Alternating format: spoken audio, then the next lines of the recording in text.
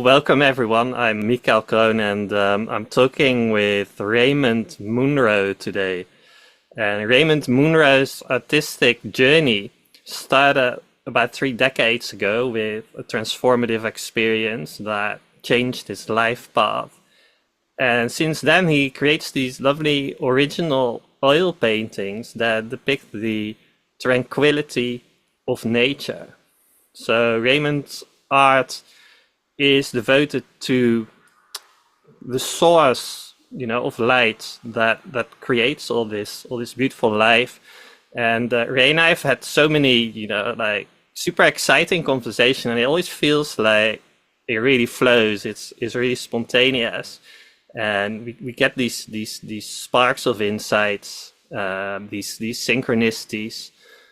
We did an earlier interview in Glastonbury Abbey, which was really exciting, and I'll link to that below the video. And I had so many, amazing insights from that interview. I'm still watching it, 4 years later. So, that was just brilliant, just blew my mind. So the first thing I wanted to talk about is these two collectors that have been investing in Raymond's art, and that is really exciting news. One has got a collection spanning 50 years, so it sounds like an amazing milestone, and I'm really interested in how that experience was for you, Ray. And were you expecting it, or were you manifesting it, or were you totally surprised by that happening? And and how did you experience that? I wasn't expecting that to happen. I did expect my art to a new door to open for me artistically, in terms of the commercial aspect of art. And I'd had very clear intuitions and guidance that my art was about to become desirable to certain people, and they would start buying it. And when these two people started buying my work, that kind of coincided with the messages, if you like, or intuitions that I was getting about what would happen. So I was expecting something to happen, but I had no idea it would be like this. So this is, in many ways, it's perfect in every way, because these two people consider themselves to be patrons of my art, and patrons of myself as an artist. So they love art, and as well as being passionate about collecting art, they're passionate about promoting me as an artist. They see a lot in my art that corresponds with their own spiritual viewpoint of the world. And they believe that art has a lot to give to society, to the individual, and to humanity. And they feel that what essentially can be given through art that can help people and heal people, or bring people to a point of peace within themselves, they see this in my art, and they see that I aspire to communicate this with my art and transmit this with my art, if it's possible, to whatever degree it's possible. So the situation for me is extremely beneficial, because I'm in a situation where, as I'm painting, they are interested in the development of images as I'm painting them. And quite often, before I finish the work, they've already said, "Ray, don't sell this to anybody, we're buying this," So from my point of view, that's a really good position to be in. But also, the two individuals, one is a Buddhist monk called Kray, and he I don't know how old he is, but his life story is very interesting. He grew up in East London, um, a few doors away from the Kray Twins, who were very central figures to like the London underworld and crime scene in the 1960s. And Parwo, Kelsang Parwo is his name given to him by when he was ordained as a Buddhist monk, which took place in Nepal quite a long time ago. But his father worried that he would be drawn into a life of crime, not because he had a natural inclination that was leading him that way, but just that it was so common in their area that people went into that way of life. So his father enrolled him in the Merchant Navy when he was 15 years old. And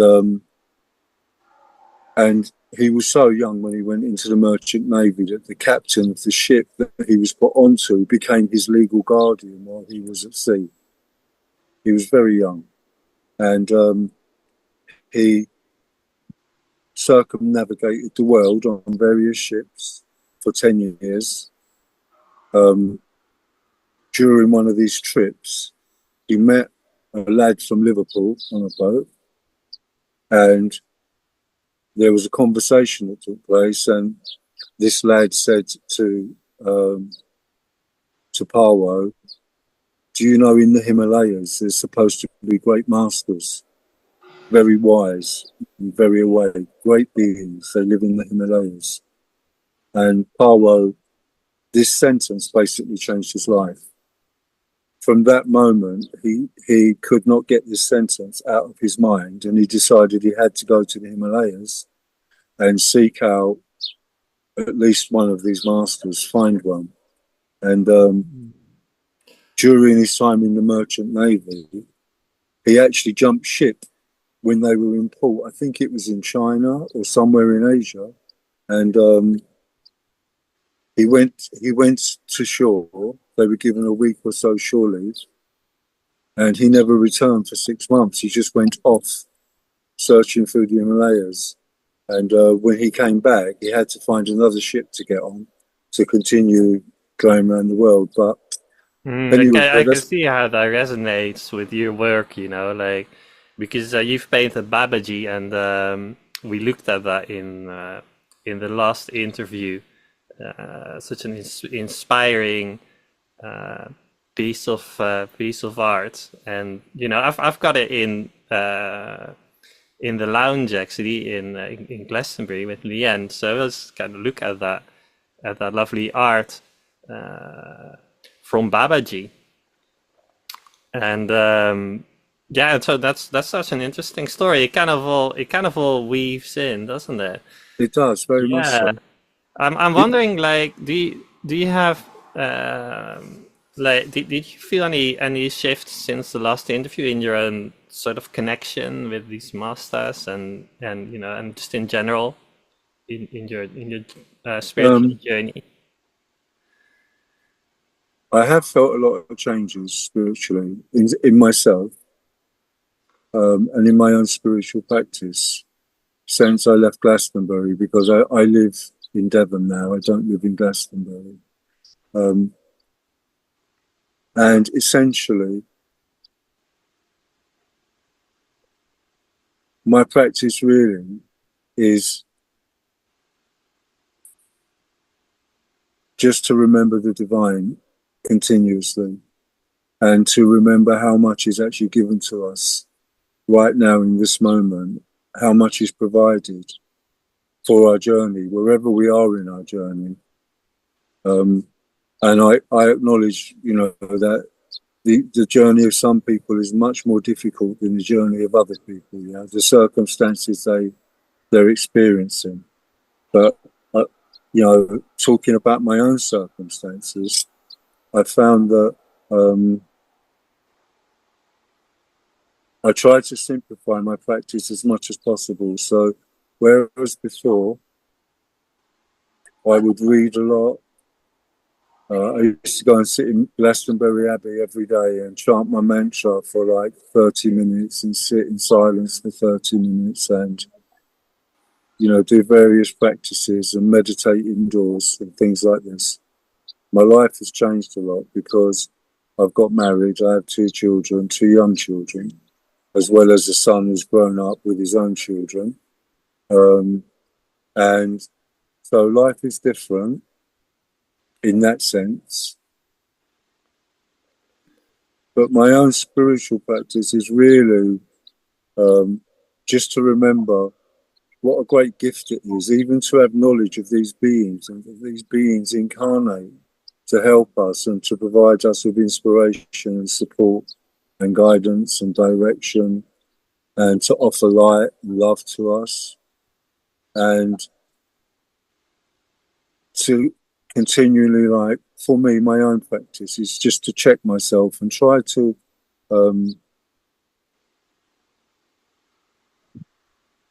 just remember that the person in front of me is an aspect of the divine just like I am. So whatever way this person is presenting themselves to me, and I'm talking about normal interactions here. I'm not talking about dangerous situations or anything like that. Just daily interactions with people going about their day. Just to be open to speak with that individual with respect and to have a level of appreciation for the conversation that is taking place in the moment, no matter how simple it is, the subject matter, you know, whatever it is. And just keeping everything really, really simple, because for a long time I was very interested in the multi-dimensionality of life, if you like, all these different planes of consciousness that we can access or that we are naturally attuned to, and we're able to explore those attunements. And I find that very interesting, and I think it's very important to be open within ourselves to inspiration from whatever level of consciousness that is light and divine and loving wants to communicate with us. However we perceive it, whether we perceive it as a guide standing next to us or some divine presence that's talking to us through our heart, whatever, you know. So how I've been feeling recently quite a lot is, even though we live in a multiverse and we're in a multi-dimensional reality, this plane that we're touching right now, where you and I are communicating through this iPad, we really need to, or for me, I speak just for myself. Of course. For me, I just want my spirituality and openness and receptiveness and awareness to be present right here, right now, in this moment, in this plane, because I feel that this place here is where we need the most light at the moment. Here. Yeah. That's beautifully said, Ray. And you know what I think is so amazing, because you know when we talked in the Abbey, you know, we went through that transformative experience and different phases, like, and especially the one with the connection with Babaji. So you can watch that back. I'll put the link below. And so going from that, you know, that journey and then that exploration to just, you know, kind of coming to that simplicity of just the here and now, you know, and just appreciating whatever is in the moment. But you obviously, you know, you're still aware of those higher dimensions, but you're also seeing just the value, you know, of the human connection in the here and now. If is that what you feel like? We have to lift each other up somehow, and quite often there would be resistance to. I don't feel like it's our job to educate people or things like this, because everyone's walking their own path, and we have to respect the path that a person is taking. Mm. However, at the same time, what I find is the more,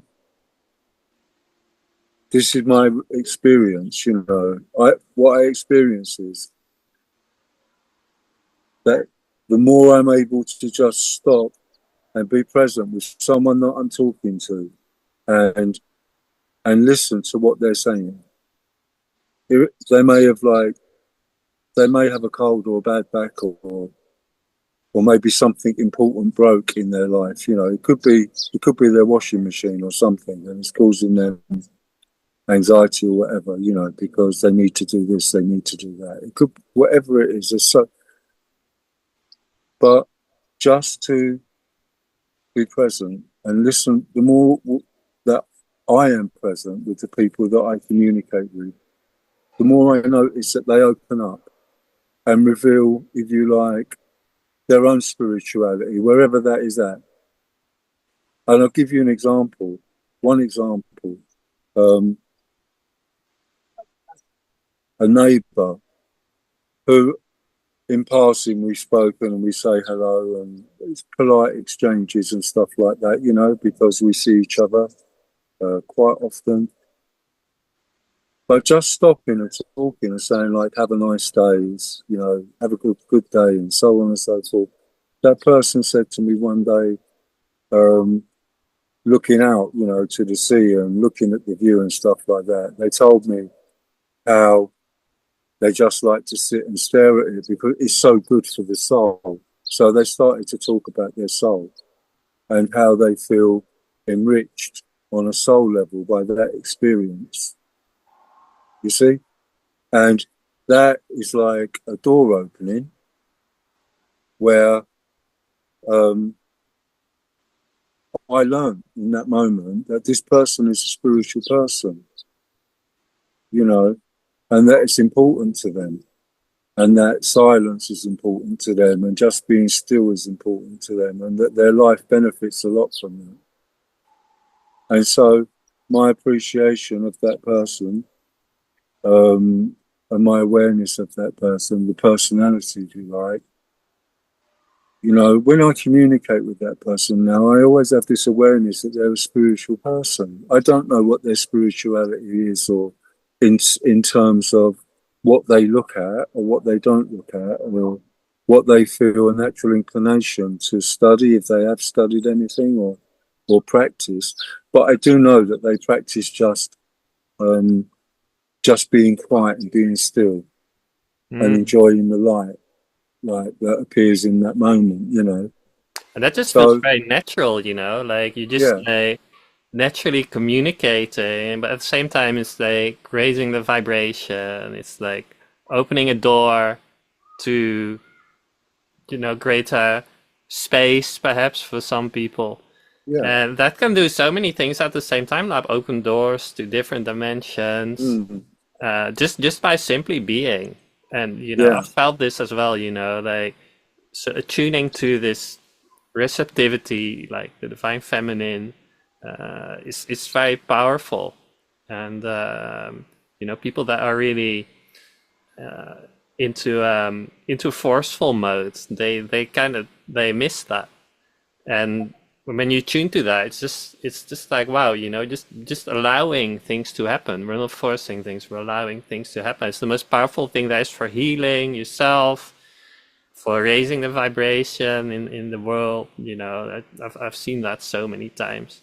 So I think it's beautiful how you express it. Also, I agree with everything you're saying, but we don't really need to know what a person enjoys, to refer to for their spirituality. It's not important.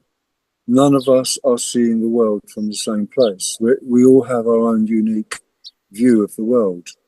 And if the only other being who has access to our viewpoint of where we are is the divine that we're one with, and that can access all things. The divine is continually maintaining the substantial reality that we experience. And it never collapses. It's always here in a state of constant flux and change. And we experience it, and we are part of that process. And our thoughts and our words and our actions contribute to how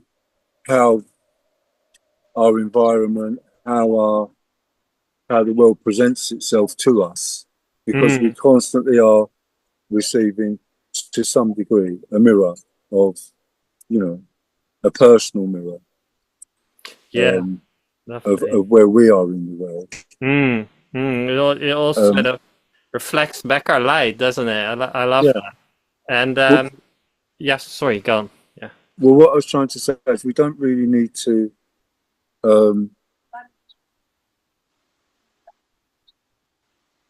it's natural that our experiences are different.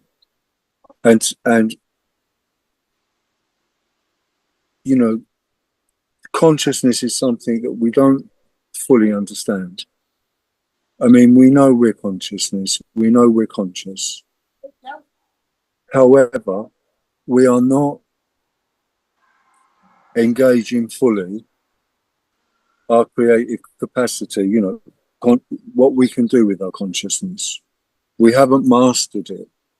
Very few beings have mastered their consciousness and what that actually means, what they can do. However, right, because that's why we've got this kind of veil, right? Like in this world, where people don't see the full spiritual dimension. There's collective thought forms, there's astral realms. There's just kind of things in place that make it harder to fully appreciate, like our energy body, our divine abilities, like all of that. And when we wake up, we kind of start to break through that veil in a way. Absolutely. So even though we haven't mastered our consciousness, it is still true that people have different natural attunements. People are born with certain faculties that are more awake or less awake, and we don't know what a person's natural attunements are. So you can go walking through a woodland and you can see something that the person walking behind you just doesn't see. It doesn't appear to them because for whatever reason they have not become conscious of the presence of that thing. And it's the same with spirituality. It's the same with how people develop their spiritual awareness. One person accesses certain parts of the spectrum of like what is possible in terms of drawing guidance and inspiration and direction, and another person may access something different from that spectrum, and there may be points where they overlap, where they cross over, and they have something in common. So it's not really for us to need to know,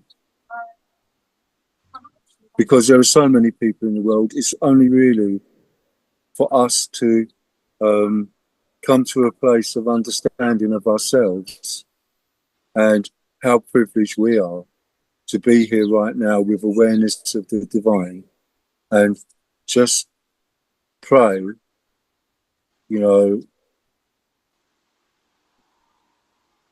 it's like a constant prayer that when we are moving in the world, our movement, our presence, our interactions, our words, our thoughts are reflecting to the highest possible degree how the divine wants to assist that person we're talking to.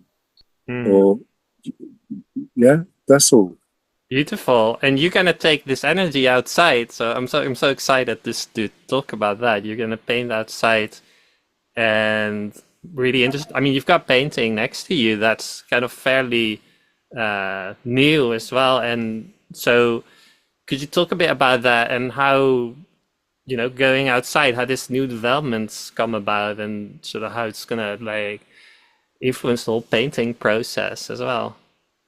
Well, I want to work on pictures outside and not necessarily standpointing, painting the view that I'm looking at, but take what I'm working on outside and work on it. So just so that I can share that experience with people in the sense that they can talk to me and I can talk to them.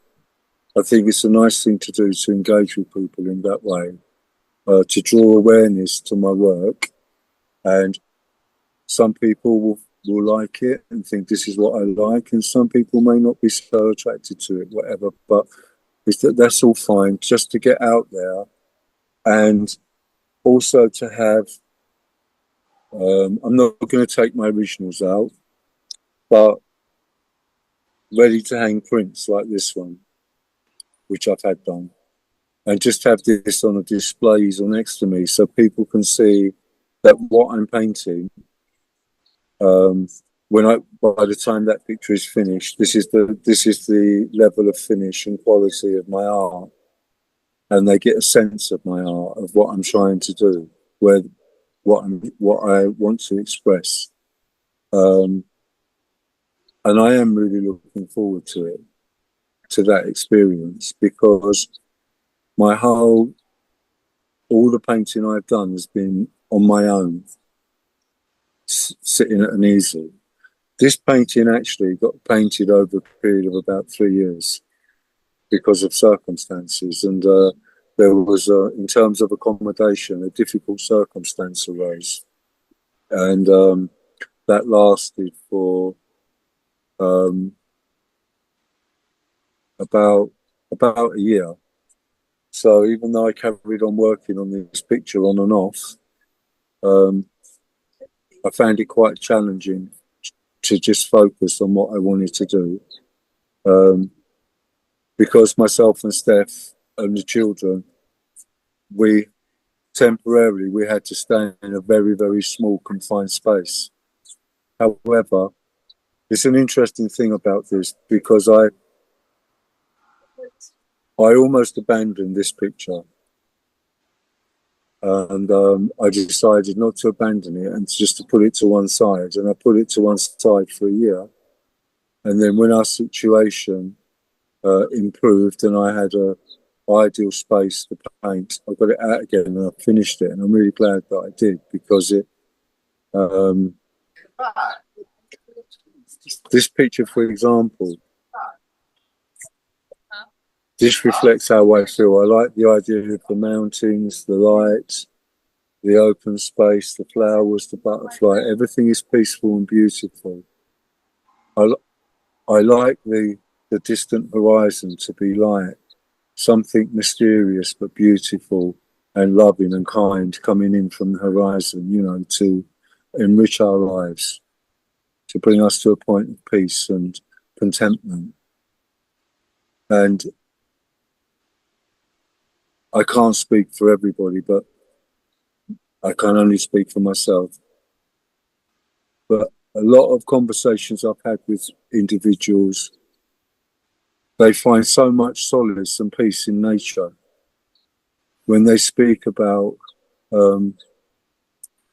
where they go to settle themselves down and to bring themselves back to a place of security and feeling good, feeling peaceful, feeling balanced, feeling harmonious.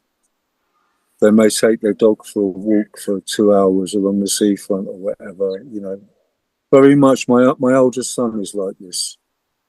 My oldest son spends so much time in nature and will just go off into the woods for 2 or 3 hours, or drive to the coast at 5 o'clock in the morning when no one's there, and watch the sun come up and just sit there and just enjoy that experience, And I feel like that a lot myself. But rather than just going to a place, I want to express that through my art. I want to create a vision of a place that has that same vibration, that same energy, that same purity. The divine is around us all the time. We're continuously fully immersed in the divine, every single living being. And our thoughts are able to take us away from that. And our beliefs are able to take us away from that. And nature has this incredible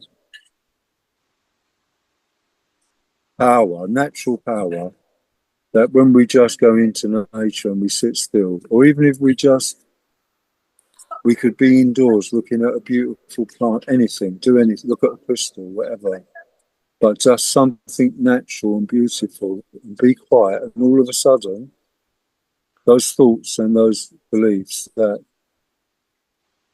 draw our attention away, if you like, from our connection to the divine, they get weaker. Those thoughts, all straight away, they start to weaken. And the beliefs start to weaken. We become more and more aware that this beauty that is all around us, this is the work of the Creator. And this is an incredibly incomprehensible love and compassion and beauty that we're surrounded with all the time. Yeah, I love that, Ray. That's very beautiful. Can I just say, I think, you know, that you'll make so many beautiful connections when you're gonna go outside. I can just see how that unfolding, that spontaneity, and you sharing the energy, and you know, just bringing it into the open. Also, it's beautiful how you say that, you know, that surrender, and just that, you know, like the painting, right? It was happening in divine timing, and you were completely trusting that, right? You were surrendered. And, you know, like you're saying, you know, people go into nature and they, you know, they might spontaneously feel that. And I've also come to trust divine timing myself. But, you know, when I was first on my spiritual journey, it wasn't like that, you know, like I was more like, oh, why isn't this happening yet? You know, why hasn't my consciousness expanded yet? So I'm just wondering, like, what's your message, like, if people are watching and they're kind of, you know, impatient, like, you know, like the transformation, you know, that didn't happen for them yet, you know. What you just said about yourself, asking those questions, why isn't this happening yet? Why am I not experiencing more? Why am I not experiencing this? Maybe they've heard someone talk about something, or Exactly. their perception is that other people are in a place that they want to get to, but they're not there. My experience was very similar for a long time, and for a lot of years, I spent a lot of years reading and looking at different teachings and writings and different methods, trying to unravel, if you like, those karmic knots and patterns that were keeping, you know, that I felt they were inhibiting my growth. And I felt that I had so much that I had to work for to get to where I wanted to be. And then one day I realized, I had a realization, and I thought, if I live to be 100 years old, that is not enough time to work through in detail all the things that I can feel within myself that need transformation. And also, how do we undo conditioned thinking and beliefs using conditioned thoughts from a conditioned mind. How can we undo conditioning with conditioned thinking? So I sat with this, yeah, and I realized that I can't because of what I just said. You know, I was adhering to beliefs that were so subtle, so subtly wrong, or not wrong. Let's not use the word wrong, but they were so subtly misinformed, if you like, that some of them, it took me 10 years of meditation to even make the realization that I was doing it. And all of a sudden I'd meditate and think, oh my God, you know, I've believed this for so long, but it's not like this. It's like this. I have to put this down. So what I would say to people is, I will speak of my own experience. I realized that it was too much to do it all. It's a very, it takes a lot of dedication and a lot of discipline, but also insights that we may not necessarily be able to access because of the conditioning that we are experiencing. So what I did is I thought, I have to put all of this down. The divine, who's maintaining this entire creation in countless universes, in more dimensions that we're even aware exist, continuously, all of the time, that being knows what I need. That being knows the very thing that today I am ready to let go of. All I need to do is just offer myself and say, please, I give myself to you. You know what I need. Each day, whatever it is that I'm able to transform, let that be what it is, and I surrender to you. That's it. I'll play my part. The divine knows what attunements you have. The divine knows where you are holding on to blocks that inhibit your perception. The divine knows where you're open and where your consciousness is clear, where your perception is clear. And the divine will use what you have already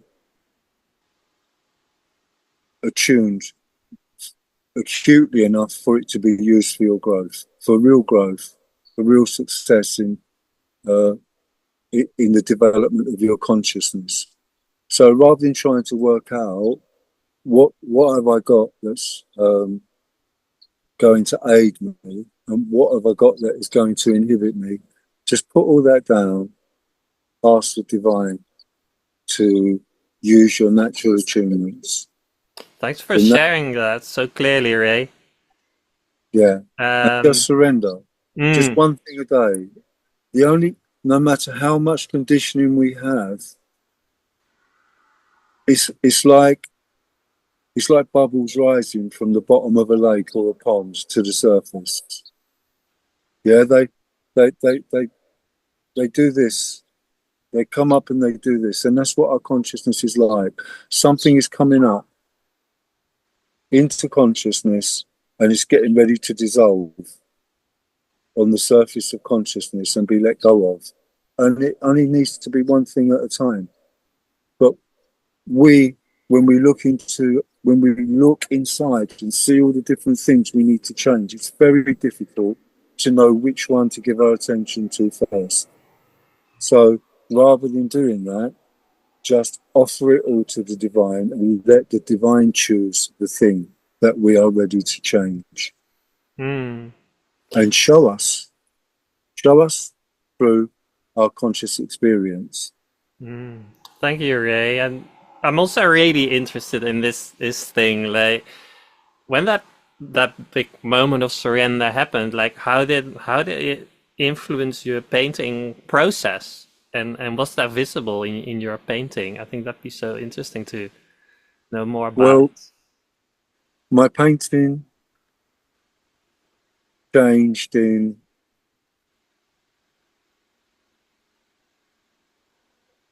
about 11, 12 years ago when I surrendered um, my art to the divine. And because, you know, for various reasons, but I was guided very strongly as to whatever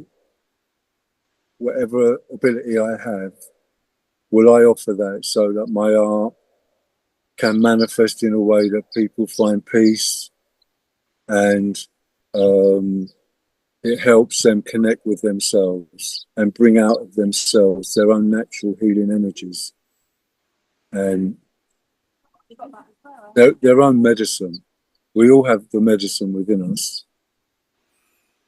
and we need to just be still and let it happen naturally. So I agreed to that a long time ago, and I felt that that was absolutely essential that I did that because it's a long story, but there were quite a few points in my life where I felt intervention turning me from one direction to another direction. And when I look back, it's so clear to me that some benevolent presence, some loving, kind presence intervened and guided me away from something that was harmful to me, to my journey, and towards just small shifts, you know, but so significant because in that moment, my whole reality became different. And um, the level of compassion and kindness that was inherent within my actions and my communication, things like this increased. And simultaneously, my spiritual awareness expanded. And those things, I can't fully explain those things. All I can say is that from my own point of view, I've always understood it as an intervention in my life. And this has happened on at least 6 or 7 times since I was about 20 years old, you know, several years apart. And each time, the result is, I'm so grateful for the result. I mean, I'm eternally grateful for these interventions because the direction that I was going in, it wasn't good, you know, and it wasn't going to bring love and peace into the world or harmony. It was discordant and inharmonious. So for me, considering that's how my life experience has been in this lifetime, and yet simultaneously there's this artistic gift in me that I've never trained in art. I have no art qualifications, and yet I can paint. So I thought, well, art has been the thing that has accompanied my spiritual evolution. I've always come back to painting because I'm doing this thing. I always perceive it as a gift. And I think I have to honor this gift. And the being that gave this gift to me did it for a reason. And it would be very, very,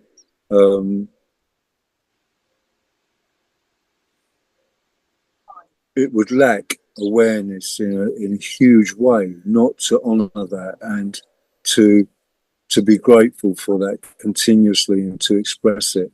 So to offer that, for me, it's like, thank you for giving this to me. I'm so grateful. It saved my life. So may express what you want to express that can help whoever needs help. And that's it. And that happened about 11, 12 years ago. I can't remember exactly. maybe a little bit more.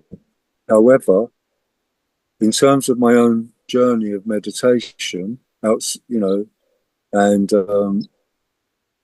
me as an individual offering myself and surrendering myself rather than just my art and saying, please, I give myself to you. Just, you know what I'm ready to change. Just guide me and I give myself to you.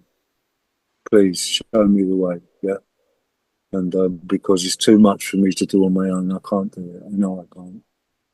I've spent 15, 20 years doing this every single day, and I'm still only scratching the surface, you know. And so that happened about uh, about 4 or 5 years later. So around 2018, 2019, I'd already been meditating for many, many years, over 20 years. Mm. And I did make progress. However, the progress that I've made since I surrendered, just surrendered to the wisdom, the love, the unlimited power of the divine and knowledge and awareness of the divine. The progress I've made since then has been incredible. Mm. Very, very, huge progress. And really it's about presence. It is about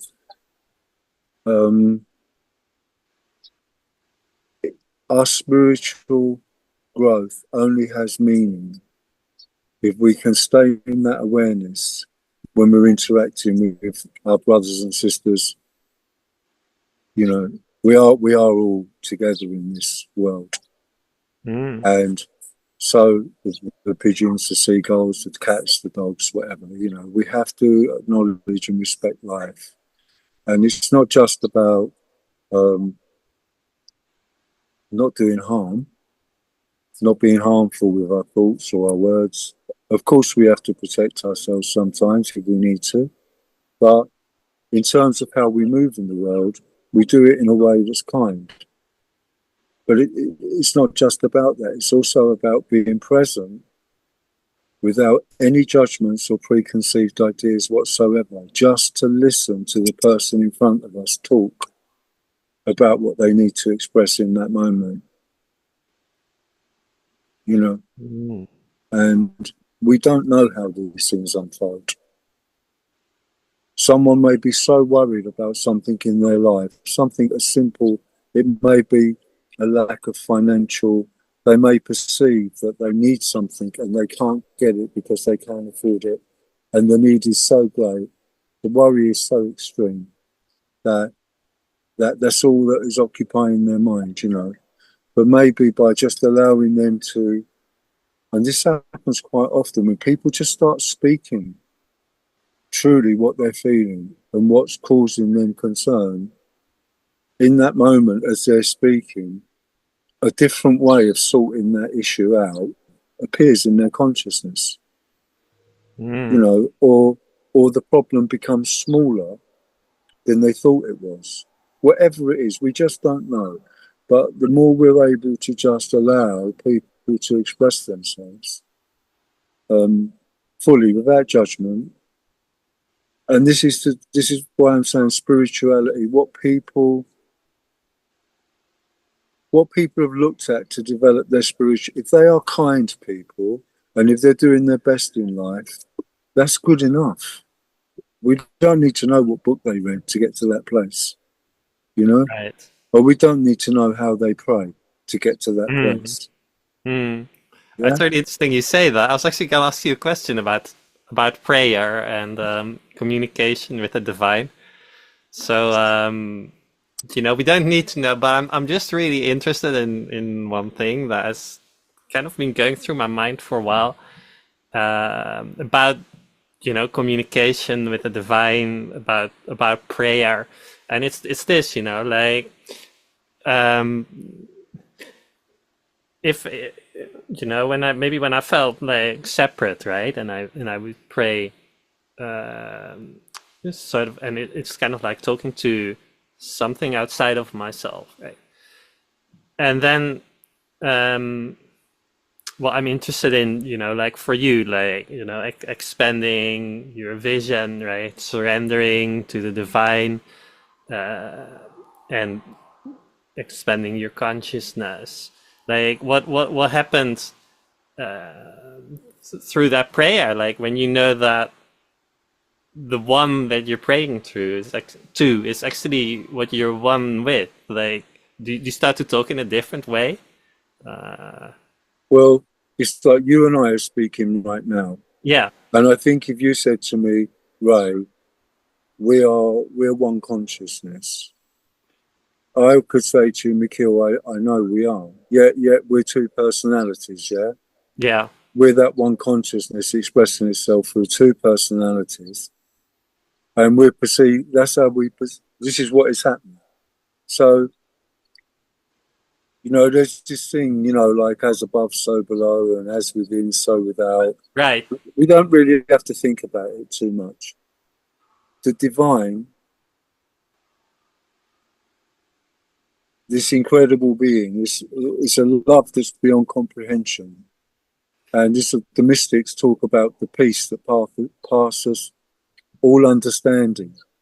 It's a level of when we wake up, when we wake up in the divine and realize who we are and where we are, nothing can shake us ever.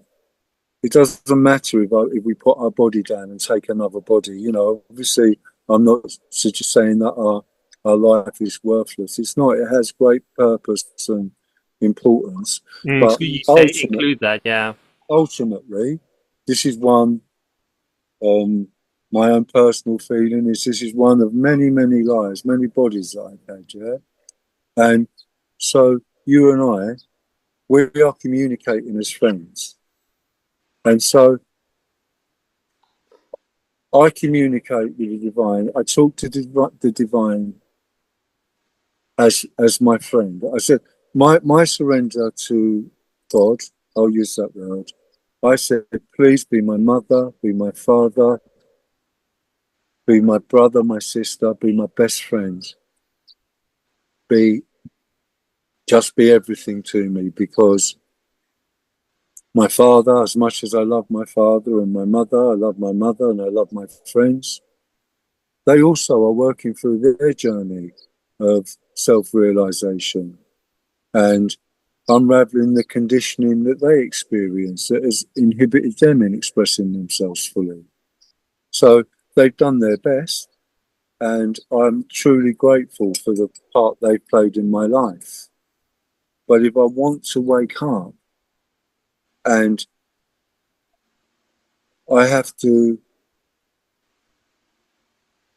put that process into the hands of a being that is not the unconditional, pure consciousness and light from which everything comes. The eternal presence that is our source and our destination simultaneously all of the time, for eternity, in infinity. And so that being communicates to us in the way that is natural to us, not in the way that is natural to it. It is omnipresent and omniscient. It can do everything simultaneously all of the time in full consciousness. It's incomprehensible to us. However, if we feel safe and secure communicating to that being as our mother or our father or our friend or our brother or whatever, it doesn't matter. What matters is the sincerity of our request and the sincerity of our communication. That's all. Just be sincere. Just speak honestly. Just speak to the divine. Don't let anybody else hear what you're saying. Put yourself into a situation where if you need to say it out loud, say it out loud. And if you want to just say it silently, through your thoughts, say it through your thoughts. But that relationship doesn't need to be that conversation does not need to be shared with any living being. You don't have to tell anyone about it. Let it be your personal journey. Let it unfold in the way that works for you. And trust yourself. Thank you, Ray. That is so fascinating. You know, the way you say that, it just validates, people's spirituality in whatever way they communicate with the divine. And for myself, I've also communicated through guides, like Archangel Michael, for example, and in other ways. And other people might have communicated in different ways, in their own way. And what you're saying is just very it's just very inclusive. Like, let's put it like that. It's very inclusive of people's spiritualities. It sounds kind of like, to me, it sounds like, whatever your way is to communicate with the divine, just appreciate that, and use that. Just be yourself. Ultimately, there's the story. There's the story of the Buddha, and the Buddha was sitting with two of his assistants next to him, monks that have been on the spiritual path for a long, long time. And someone comes to the Buddha and says, I need to awaken my spirituality. This is happening. What can I do? And the Buddha gives the person a method and says, do this. Yeah, do it every day. And someone else comes and they have a similar request. They explain different circumstances in their life, but they want the same thing. They want their life to improve, and they want to become more aware and more divine in their actions. And the Buddha says to them, do this, do it every day, don't stop. And the person next to the Buddha says, like, Master, this person comes and says this, and you tell them this and send them away, and this person comes with the same problems and you give them a completely different teaching and send them away, and so on and so on. He said, why are you giving people all these different methods? And the Buddha said, because I teach everyone according to their nature. Beautiful. Yeah? That's so lovely, So Ray. this is what I'm saying, is that all of us know what makes us happy. All of us know something in life that makes us feel good, that makes us feel safe. We feel it in our heart. There's a place that we can go to, whatever it is. And that will be something that's in tune with our nature, with our eternal nature, our divine nature. And that is what should guide us. And that is what should determine how we communicate with the divine, nothing else. Beautiful. That does not mean that there aren't traditional methods that are very helpful and are completely valid. And I mean, I've meditated for a long time. I chant mantras. But ultimately, if I want to have a conversation with God, and I talk to God as the Divine Mother and the Divine Father. Sometimes I say Mother, sometimes I say Father, because I ask God to be my mother and my father. Yeah. Beautiful, yeah. And and I just talk. No one can hear. Only the divine can hear. I don't have to explain it to anybody else. Yeah. And through doing that, the answers are given. And they're not always the answers that we want to hear. Quite often, we think we want to hear a certain thing, but the thing we need to hear is different. But once we've heard that thing that is different and we realise, yes, it's true, Mm. I was about to go in the wrong direction with this. Yeah, I'll go. Mm. Thank you. You know, I'll take this direction. Thank you for giving me the awareness um, not to take another route that I'm going to have to return from and retrace my steps to get back to where I was already. Mm. You know, it's very, very helpful. Mm. Thanks so much for sharing that, Ray. And I think we're coming towards the end of the interview, and Okay. I just wondered if there's anything else that you want to share with us about your painting, about your journey, maybe about going outside, um where you're gonna be. Yeah. Well, I'm going to go to Dartmouth in Devon, and at some point I'll go to Totnes. I'm going to go to just some beautiful places in Devon and Cornwall. Hopefully, very, very soon. I've just found out I need attention to the brakes on my car, so I'm going to get that done first, Oh yeah, because I don't want my brakes to stop working because it's quite important. yeah.